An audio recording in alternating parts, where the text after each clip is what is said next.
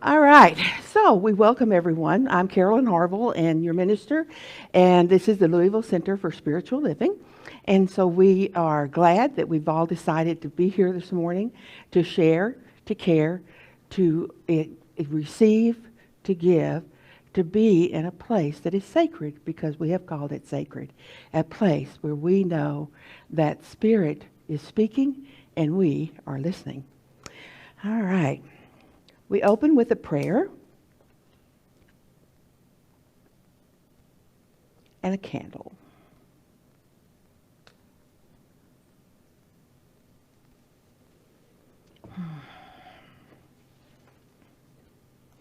As we light the candle, it brings us to the remembrance of the power, the presence, the love, the concern, the wisdom that is the light of the world.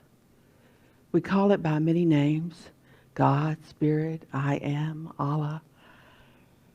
But we know that it is ever present to everyone, and it is the whole of it, absolute, all of it, including us. And so we know that as we are part of the one, that we too express wisdom, joy, peace, power, the ability to choose. And this morning we choose to be here, to give and to receive. We choose to be with open hearts and minds. We take a deep breath and we know that it is good. And together we say, and so it is. All right. Don't we do, that's you, Gordon. Good news. Okay, so we have to have some good news. Featuring, this would be me. Okay, I have a piece of good news, I think. Yes, please. Like all of you out here too, and our minister and others, that we're searching for what's the core of what our belief is and ourselves, and how does that connect? And so it occurred to me a few minutes ago that patience, at least for me, that's a thing that I need to keep working on. But that it's possible that a lot of the teachings that we do rely on us being patient with our understanding, meaning that even our understanding isn't all that it could be as soon as we understand something, but that matures and it grows over time, but to be patient with that. And kind of next to that would be that we live in a world that is already perfect and already has everything we need. If we don't see it, it's not because it's not there. So what? Be patient. Okay, well anyway, that seemed like a piece of good news for me.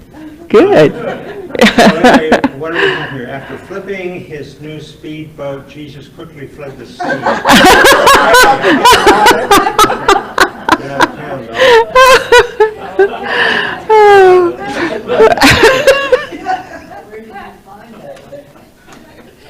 Anything else sacrilegious that we might put up here now? Okay. Join us July 28th. Vicki is going to be a guest speaker, Visioning for Your Life, based on the works of Dr. Michael Beckwith. And many of you know of Dr. Michael Beckwith. Does anybody want to add anything to that at this point? It's next week, so don't miss it. Was Beckwith the one that had a very big church in California? Yes, Agape. Yes. Agape. Big. Okay. Another social Sunday gathering coming up. No wonder I can't lose any weight. My goodness. August 4th and Chile too. So bring that stuff that you want to get rid of. Tell them to kill you. Well, that's all I know is that it's stuff that you want to get rid of. Why don't you tell us? You're the good news man. It's take it or leave it. Take it or leave it. So you bring something that you want, anything that you want to pass on to a good home, and maybe you'll find something that you've been looking for. Okay, good. Is it a little tacky to put a price tag on it? Don't do that. Okay. No, this is not a yard sale. Yard sale. Children's yard sale. There you go. Well, we could do bake sales. Practitioner of the day, Tammy Stephenfield. Yay, Tammy. Tammy, you're going to be back at this no, that's right. Every Sunday I go through this. This is when we're taking the It shower sounds together, strange, right but over it here. works. Shower room. Yeah, we're showering. Elma's really good. Does that work out okay for you guys who've used that one? Yes, it's better than the corner because there was just too much noise and interference. We couldn't hear what each other was saying. So it's working out okay. It's pretty It's not noisy. very big, but it's working out okay. Okay. Now, story time. I know. Oh, wait. July's affirmation. Okay, all together. Life's not about learning to find my power. It's about learning to wield the power I've always had. Yes. I have a little, oh, I'm not sure. I have a little sign that I think I bought at a truck stop somewhere. Love's truck stop, something like that, and it says, sometimes you win, sometimes you, no, it says sometimes you lose, sometimes you learn. I thought that was kind of cool. Yeah. Yeah. Okay, tell your story. Could a greater miracle take place than for us to look through each other's eyes for an instant? Okay, so here's a story. Good news story today. Any of your stories are good. Somebody once told me that to know your story is to know my own story. That means I have to really listen well to you, and I learn about myself, I guess. Okay, story time. Tick-tock. Okay, Reverend Carol? Oh, it's not me. Oh, it's the who's reading. up next? Tammy. Tammy, will read. Okay.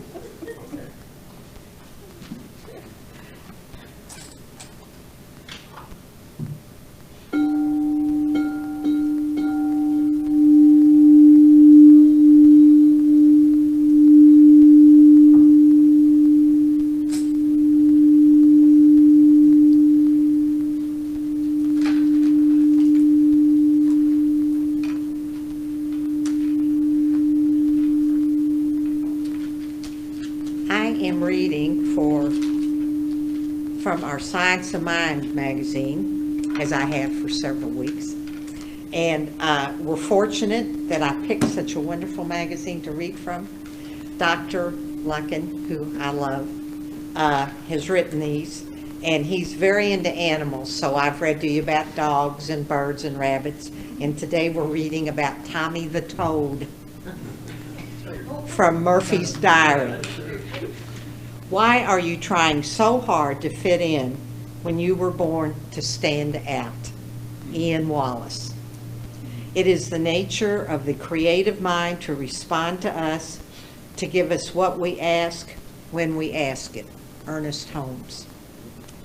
Tommy was a huge toad.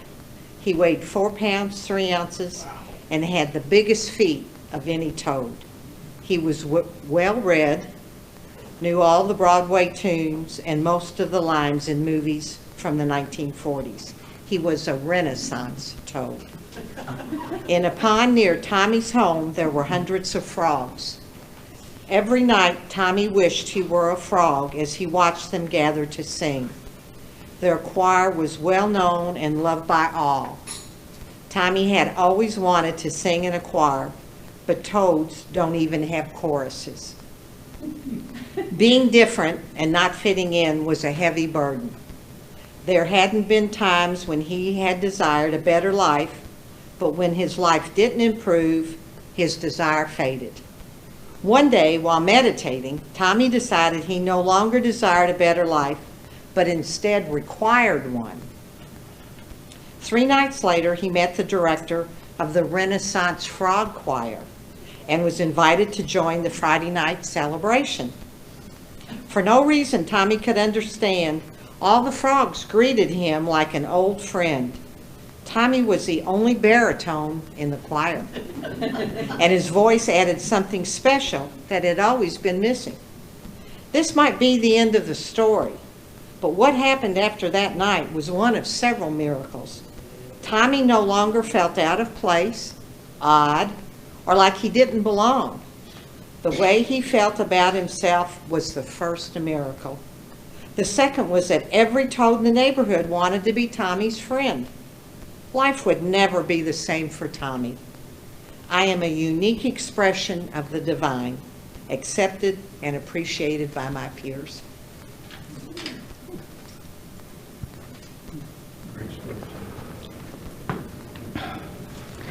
Normally, we would have special music now, but Lowe's not here. And none of y'all have said that you like to sing and would like to sing during special music sometime. But we're waiting for you to do that. It's also called our creative time. So you don't have to sing. You can do whatever you want to share your creativity. But today we're going to do it a little differently. The flowers, I wanted to say this before I get involved in other things and forget, to be honest. Gordon has been bringing the flowers from his garden for weeks and weeks. Yeah. And he has brought these today, and he's going to bring more next week. But then his garden is kind of getting slim of blooms, and he wants to let somebody else pick that up. So if you have blooms, or you don't have to have flowers, you can do it some other way. But if you'd like to help with the table, we would like for you to do that. Okay? Yes? I might mention that in case you get stuck, like last week, it was the gladiolas out of, what's that store? Trader Joe's. And this week it was the roses, because I just can't grow roses. I was going to say, you cheated. Yeah. But, for a couple bucks, you can always fill in whatever you don't have. Right. Yeah. And they open at 9 o'clock, or I think it's actually 8, I get there at 9. There's plenty of time to flip out what you want and get on the road. Very good. Bob? How about twigs and native grasses? Twigs and native grasses work great. That makes me think of Dinah, because she could take dry grasses and a limb and put it together, and we'd all go, oh.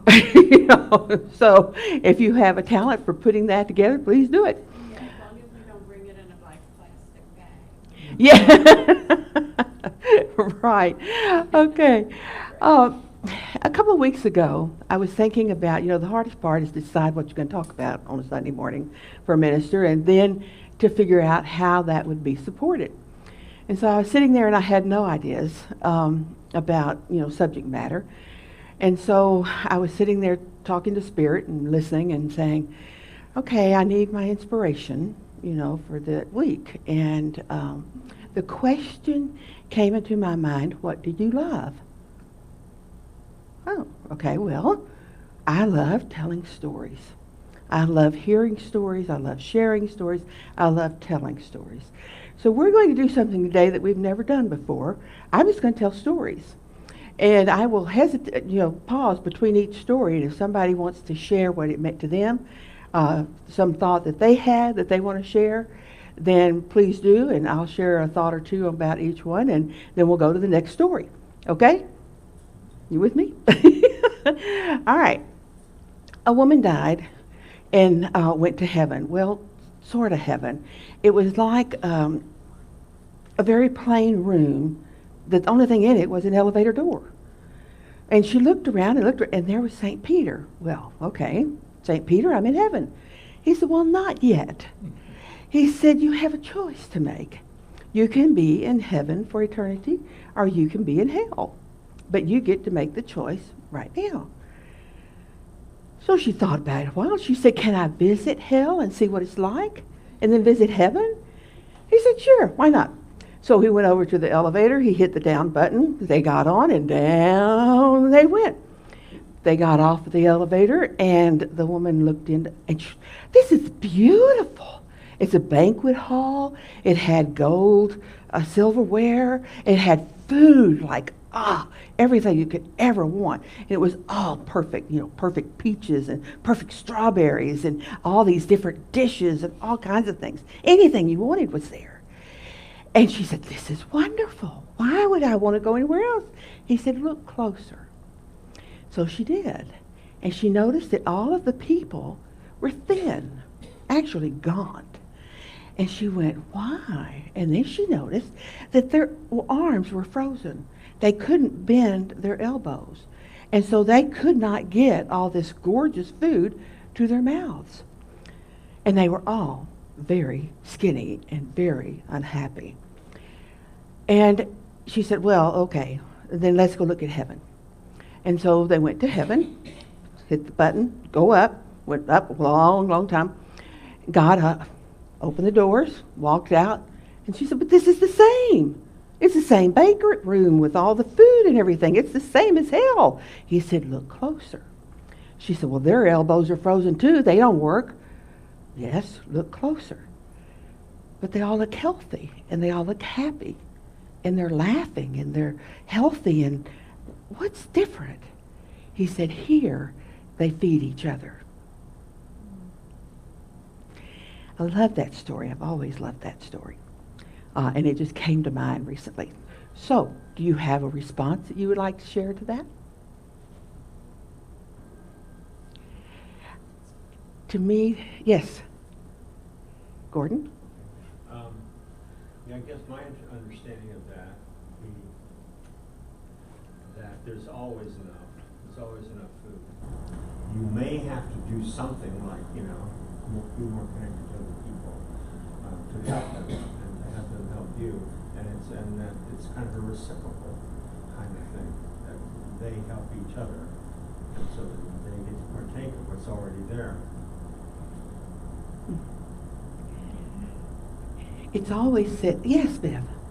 It's one of the things I love about Holy Center for Spiritual Living, whether we're across the river or on the other side, is that I've always felt here that we feed each other, and we support each other, and that makes it a very special place.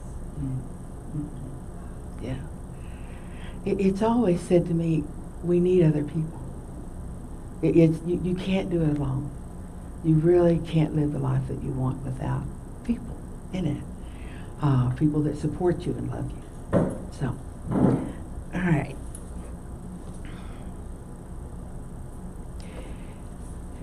This story comes from Joan.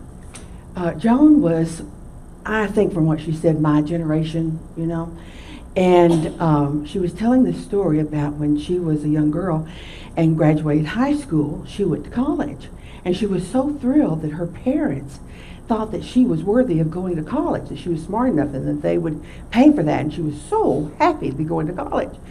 And she came home after the first year and she had all A's and she had excelled in everything she had done. And she showed her mom and was talking about it and all. And her mom said, yeah, but you're not, you're not getting it. You're not being successful. What do you mean I'm not being successful? I'm learning, I'm growing. She said, but the reason we sent you to college was to find a man. What? Yes, that's the only reason. So whatever you do with your grades, we don't really care about that. But you're out there to find you a good man, an educated man, one who can support you and love you. Oh, it really was hard to hear that from her mom because it took away all the pride that she had felt and all the joy that she had felt that they wanted to send her to good school. So she went back for her second year. Still no man. She went back for her third year. She loved it. But she did meet a man. And he was wonderful, and he was perfect. And he was in the same year that she was. They got married in the summer between the third and fourth year. She quit going to school. One, because her parents wouldn't pay for it anymore, but two, because she had to go get a job to help him pay for his college and help him get started in his career. So soon enough, she had children, and that was her job, was to take care of the children, take care of the home, do all of that, and she did. And she did a really good job of it, and she was happy, but she didn't have a degree. No one really knew that. They would say, oh, mom's educated, she went to so-and-so college. And she did go to so-and-so college, but she just never got her diploma. She didn't point that out to anybody. She didn't lie about it. She just didn't correct them when they said it. Well, her last child was getting ready to go off to school. She had 3. And so she decided, she got a newspaper, and it talked about the new offerings for people who were unusual students, people who were working full-time and needed to go at night, or people who were older or whatever. And she had never heard of such a thing. And she was so excited that she could take some classes. And so she went down and she took some classes. And she met a friend of hers. Her name was Sherry. And she and Sherry talked a lot. And Sherry was the only one who knew that she was taking classes and that she was working on her degree, because after she'd taken a few classes and she talked to her counselor, he said, you know, you only need these things and you'll have a diploma. Well, okay. So she didn't tell anyone. She just went to school. And graduation came around and she was so excited because now she was going to take her family to her graduation and they could watch her walk across the stage and get her diploma, and that was going to be perfect. Except that her son was graduating on the same day at the same time. So the family didn't know that it was a conflict. She thought about it, but she knew she had to go to his graduation. There's no way she could put her graduation above his. She had to go. And she talked to Sherry about it and talked about how sad she was that she wouldn't actually walk across the stage and get a diploma. Sherry commiserated with her. And the day came and graduation, and it was all great. And she got a card in the mail. When she got home from her son's graduation, it was in the mailbox, and she opened it up. And it was from Sherry. And it said, "Congratulations on your silent graduation." And it made her cry that someone really knew what it meant to her. And she was very pleased and very happy that Sherry could know her so well that that's exactly what she needed to hear. Her silent graduation. So what does that say to you? You gonna get out Kleenex along Vernon, do we have Kleenex in the back? Yeah, they brought down the table. Oh, on the table, okay. Would you hand the Kleenex around somebody? We got a couple of givers. Anybody besides me go, how did she keep that secret all that time? You know, going to school and all that stuff. I went to school and worked full time too. And I had textbooks everywhere, and they're big and fat, and they're, you know, they're hard to hide. But she did. What else does this, yeah, Tom? I believe we have everything we need inside of us, all the answers, all of the solutions to our problems. But I'm troubled by this because she kept it a secret. Because she didn't express herself. She didn't live joyously through what she was doing. But the key is the fact that she did appreciate what Sherry was her name, friend, did for her, but I'm still troubled by the fact that she had to keep this a secret as if it was something not to be joyous about. And not to share. And not to share. Yeah, that was, as I read that story, I kept thinking, how do you keep something like that secret? How do you go through, you know, she had to go to school for probably at least a year and a half, maybe 2 years, to get enough credits to graduate.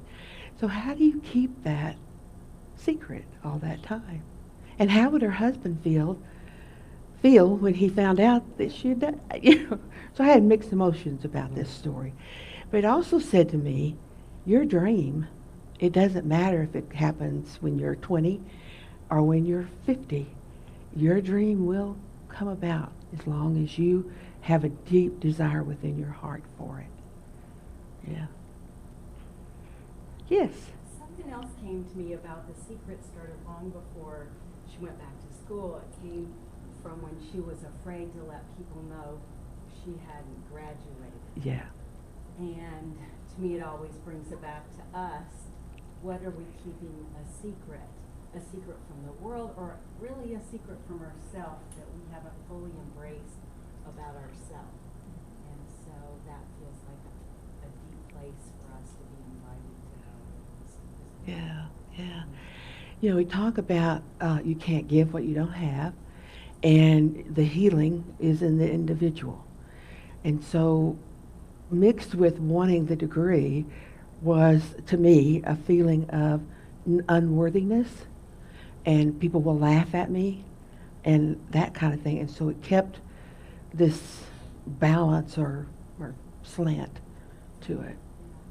And so we get to decide how we would want to finish the story. So her story's not done, but I could make up a story and say, oh, she learned so much from this, but she didn't care what anybody thought about her after that. I mean, I don't know, but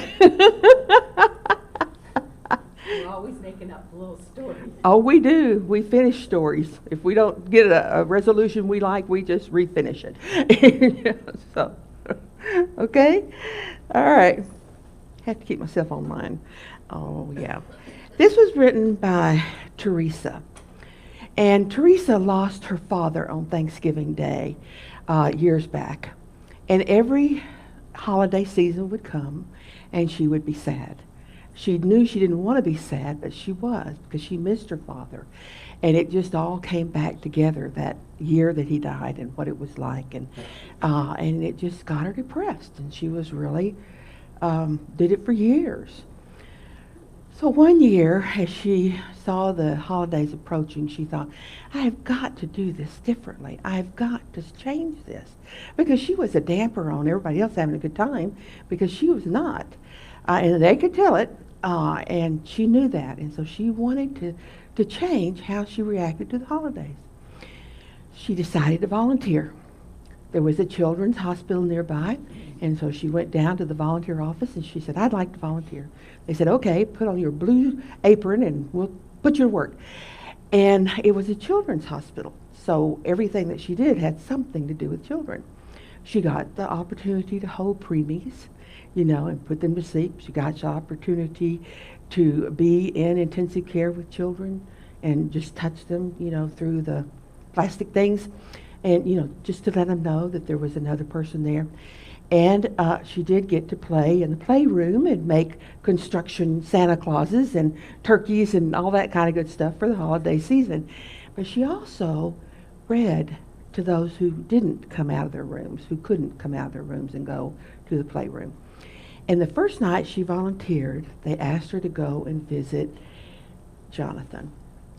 She opened the door and she was nervous. She did not have children of her own. She never felt comfortable around children. She never knew what to say to them. So she just ignored them and stayed away from them. And now she had to go in and have a one-on-one conversation with Jonathan. And she was not looking forward to it. And she opened the door, and here's this 8-year-old boy. He's got a ball cap on his head because there's no hair there anymore. And he's been fighting leukemia for some time. So she goes in and she says hello, and he doesn't look at her. He doesn't acknowledge her in any way. He keeps right on watching the Flintstones.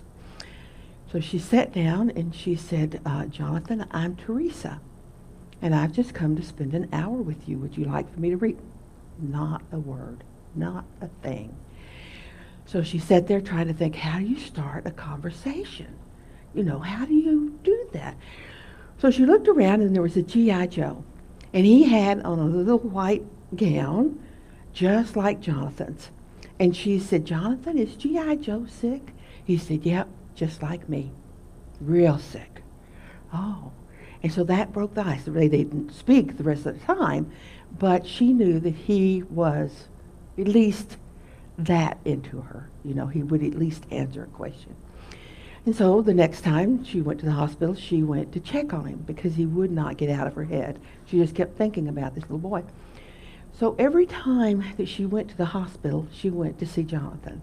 Sometimes for an hour and sometimes for 15 or 20 minutes. But she wanted to check on him and see how he was. So one day, she went to read to a bunch of children in the playroom. And she had her book out. What is it? The train that can? I think I can. Yeah, okay. So she had that book open and she was getting ready to read. And as she started reading, she realized that one of the nurses had brought Jonathan down. And so she was very excited because he was out of his room. And he seemed excited that she was going to read. And so she read the story, and all the kids really enjoyed it, and Jonathan was just smiling like crazy and just very, very happy. And she said, okay, that's really good. So when she was done, she took Jonathan back to his room. She said, Jonathan, did you enjoy the story? He said, yeah, I did. Okay, all right. Would you like another story? No, I have to think about that one a while. Oh, okay, all right, I'll be back tomorrow. And he said, okay. So when she came back the next day, Jonathan told her how hard it was to be alone all the time. And he told her that he knew he was dying because he'd heard the doctors, he'd heard his mom. And it was okay. It was okay that she was his angel right now, and that when he died, he'd be like G.I. Joe, and he would be her angel, and he would take care of her, and he'd watch over her. She said, okay. So she continued her relationship with him until Christmas Day. And Christmas Day, she went to see him, and they had Santa Claus, and they had sports stars and all that stuff going up and down the halls and doing all their kinds of things. And she went into Jonathan's room, and he was crying. He was really upset. He was crying hard. She said, Jonathan, what's wrong? What do you need? My mom. Your mom? And sure enough, she wasn't there. She was going to spend the whole day with me. And she didn't come. She hasn't come at all. She said, my little brother was sick. How about me? I'm sick too. Shouldn't she be here? I want her to be here. And so she just sat with him and talked to him a little bit and kind of sat with him until he got out of the funk and he was being like, okay, it's okay. Mom's doing the best she can and that kind of thing. And so she stayed long enough for him to smile and to laugh a little bit, and then she went home. And she had people coming for Christmas, and so she went home to a house full of people and all that kind of stuff. So she didn't get back until New Year's Day. And she went in, and she went into his room, and no one was there. And so she went out to the nurse's station, and she said, where's Jonathan? Can you tell me where he is? She said, oh, are you family? No, I'm a volunteer. And she said, oh yeah, are you the volunteer he called his angel? She said, yeah, I guess I am. He died on the day after Christmas. Really? Yeah. Was anybody with him? Yes, his mom. She got there a few hours before and stayed with him. And that, that meant a lot. And she said, okay, thank you. And so she started to walk away, and the nurse said, oh, wait. You're the one he called his angel, right? Yeah. He gave something to you. He left it for you. And she reached down and she picked up G.I. Joe. And he no longer had a white shirt on. He had all his, belts and whatever G.I. Joe wears. He looked pretty healthy. And she took G.I. Joe and went out to the parking lot. And she looked up at the stars and she looked up at the moon. And she said, thank you for being my guardian angel. I know that you'll always be there.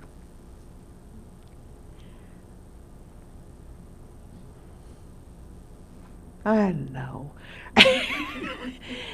But, I wanted to tell it anyway.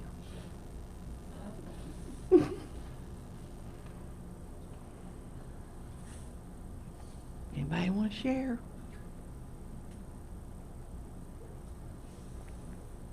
Each one of us is so important. We're so important. We do not always know how important we are. But each one of us gives to those around us. We give love in lots of different ways. We give support in lots of different ways. And we receive it in lots of different ways. And sometimes it hurts. Okay. Oh dear. Now I had to make a choice. Oh dear. Blarney Stone or Jack? A happy one. Okay. Blarney Stone. Jack is a happy one too, actually. But Blarney Stone is fun. Let me get her name again. Lynn. Lynn was moving. She was buying a home near the coast and lived in, I can't remember what state she said she lived in. Somewhere up in New England. But anyway, she was moving, but she didn't really have anybody that could help her move. And she really needed somebody to help her move. She had made friends with a high school student, Christine. And she and Christine had just, she was older, but Christine and she they just knew they were meant to be friends. And they were. And so she asked her, would you come and help me move? She said, sure. She said, bring lunch. I'm a little tight on money right now. She said, okay. And so that day of the move came, and they started loading the truck up. And when Christine got there, she said, I have something for you. It's going to make you happy. But Lynn was so involved in the move, she just couldn't stop what she was doing. She said, I'll look at it later. She said, well, it's right there, and it'll make you happy. I guarantee it'll make you happy. She said, I'll look at it later. And what she saw was a big green rock. And she thought, how in the world is a big green rock going to make me happy? But I haven't got time to think about that right now. And packing they went. So they finally got it all packed up. They got in the truck, including the big green rock, and went toward the coast. And she said, you know that the weather on the coast is not always easy. Not always a lot of sun. She said, no, the real estate agent told me it was always sunny there. She said, oh yeah, the real estate agent. So they drove through, and when they were getting near her house, they hit a wall of fog. It was so deep and thick that she could not see the front of the truck. She was really upset because she couldn't see to drive. She just sort of, and they made the turn down to her street. And they're going along, and Christine says, I don't think you're on the street. It's really bumpy here. She went, oh, okay. So she moved over a little bit, and sure enough, it was much smoother. And so they went on down a little ways, and they were looking for the driveway to her new house and all that. And just as they came around a curve, there was a spotlight on her house. The sun was through the fog and shining directly on her new house. And wow, she was blown away. So she said, wow, that's great. She said, it's the little people. The little people? She said, oh, yeah. The little people, they take care of, oh, yeah, it's the little people. They know that the stone is coming. What? I don't have time for this. She said, you must let me give you your present. It will make you happy. Okay, so they went out to the truck, and they moved some things around, and here's the stone. It's big, it's heavy, and painted on it are all the little people, and they're dancing a jig around the stone, and it's a beautiful green, and there's trees, and there's grass, and it's just a work of art. And Lynn is so blown away. It's beautiful. I'll put it in the living room. No, you won't. You put it outside. A Blarney stone has to be outside. Why? Because the little people come out at night and dance around it. Okay, are we talking Irish kinds of things? She said, yeah. She said, I'm Jewish, right? She said, the little people don't care. They like everybody. And so they went through the thing of unloading and putting things away and getting the kitchen all ready, and then they were sitting there. And Christine was looking out the window, and she went, come look. And as they looked out, it really looked like that there were little people dancing around the stone. They were little bitty, but they were dancing and giggling all around the stone. Christine said, they'll always be there for you. They'll always bring you happiness, and they'll always take care of you. You have your own Blarney stone. Was that a happy one? Yes. I'm looking for an artist to paint me a Blarney stone for my farm. Comments? I didn't get to tell. All right. Can I tell one more? Yes. Okay. All right.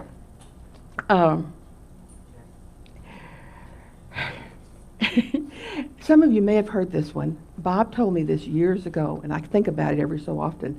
And it came to me when I was trying to work this out. Okay, there's a little bird. He's a member of a flock, but he's kind of independent.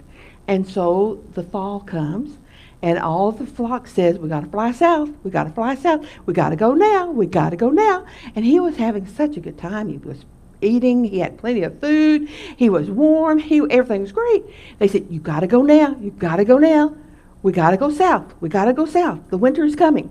I'll come in a few days, And so he stayed, and he stayed, and he stayed, and one day it got so cold, he was just about frozen. He literally fell on his back with his little feet up in the air because he was so cold.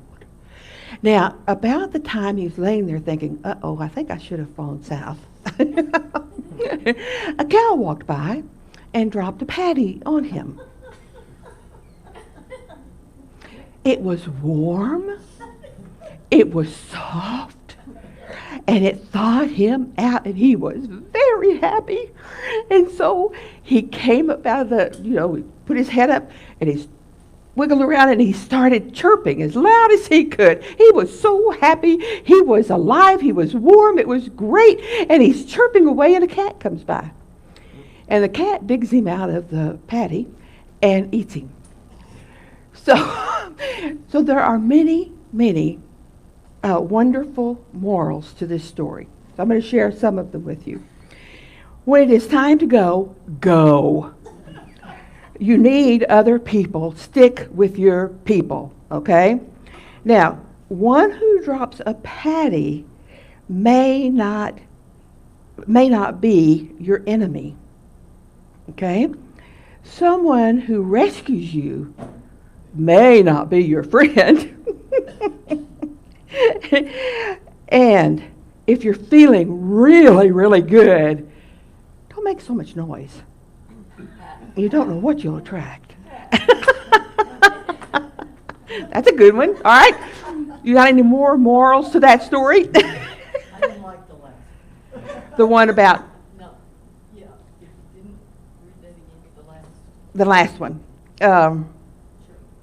If you're feeling really, really, really good, don't make too much noise. Now, not that you don't feel it, but you be aware of the people and the things around you, because all of you have friends that if you start bubbling about, we're all God and we're all part of the one and it's so great. And let me tell you the answer I got to my prayer. Oh, it was just that person will not be happy to hear that, right? You all have them. You've told me about them. All right? So that's the person you don't get all chirpy with. You wait until you get to this group and you chirp all you want. Does that make sense?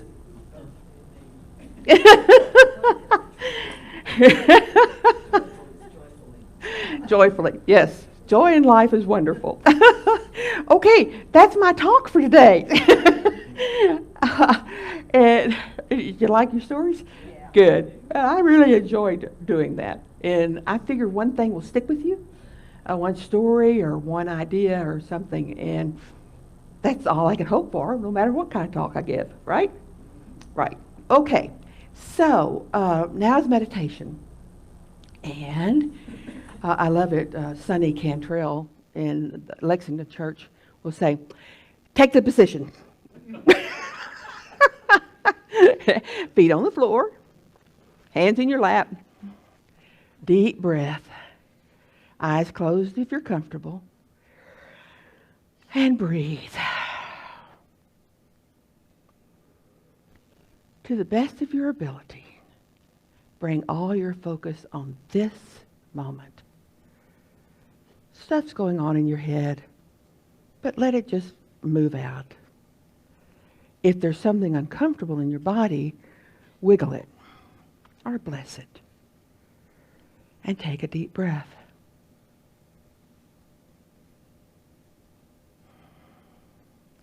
Know that in meditation, your job is to listen. Spirit's job is to share. And so, as you think about this in this quiet time, what stands out for you? It could be a new idea. It could be a new way of dealing with something you've been dealing with. It could be a comfort. It could be a challenge. Or it could just feel good. Breathe into it. Share it with Spirit. And listen.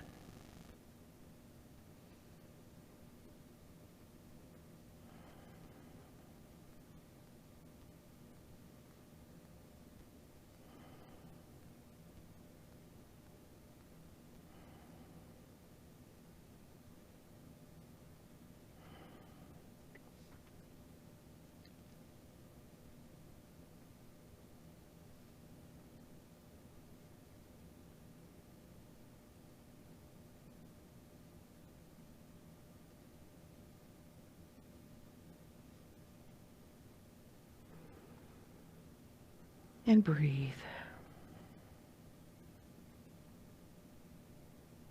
And listen.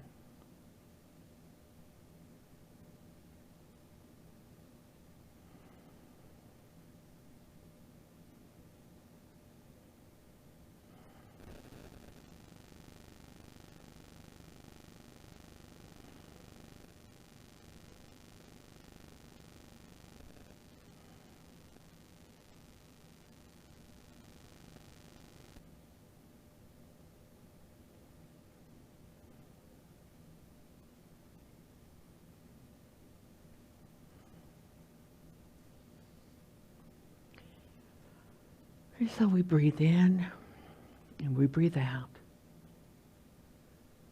And we are grateful for this time.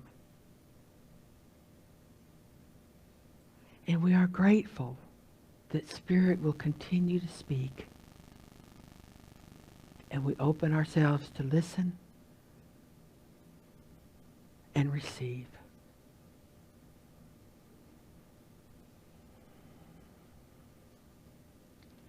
This time is good and very good. This time is done. And together, and so it is.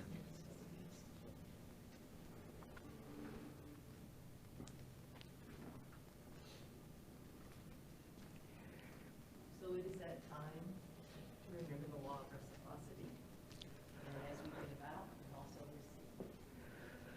And that time, we welcome you to share your bounty with us today, and to know that it indeed returns to you in full.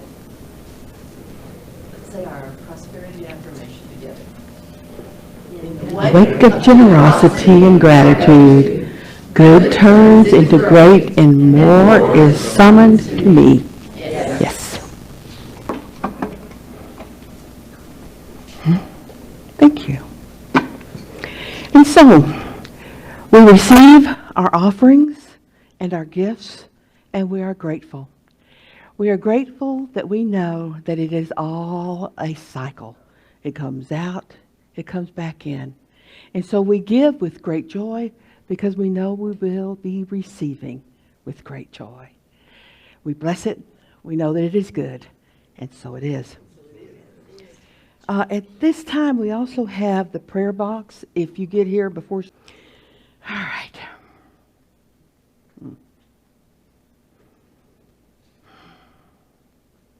The I am that I am.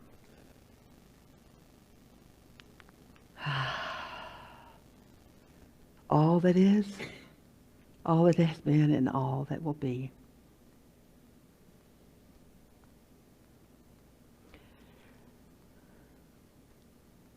What is that we know? We know that we are all one with the one. And we celebrate that. And we celebrate that we are understanding and accepting of the comfort, the wisdom, the balance, and the guidance of the I am. We know the power of those two words. And when we speak of ourselves, we speak from the knowledge and knowing that we are one with the I am that I am. And so we choose, what part of spirit are we expressing this day?